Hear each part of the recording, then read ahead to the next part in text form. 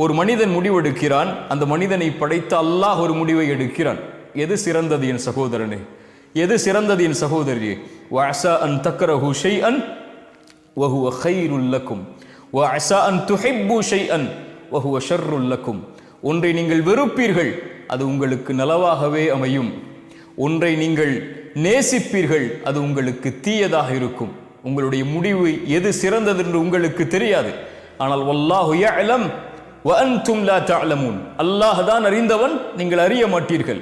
ஒன்றை கொடுத்து அல்லாஹ் சோதித்தால் அது உங்களுக்கு நலவு, ஒன்றை எடுத்து அல்லாஹ் சோதித்தால் அது உங்களுக்கு நலவு.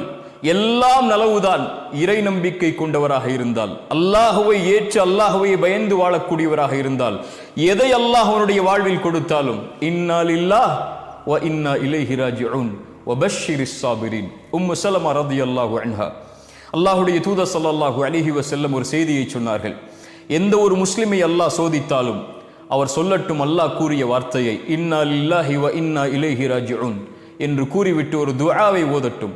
யா அல்லாஹ், இந்த சிரமத்தை என்னுடைய வாழ்விலிருந்து நீக்கிவிடு, இதைவிட சிறந்த ஒன்றை, நீ எடுத்ததை விட சிறந்த ஒன்றை எனக்கு கொடுத்து விடு என்ற துஆவை ஓதுமாறு அல்லாஹுடைய தூதர் ஸல்லல்லாஹு அலைஹி வஸல்லம் சொன்னார்கள்.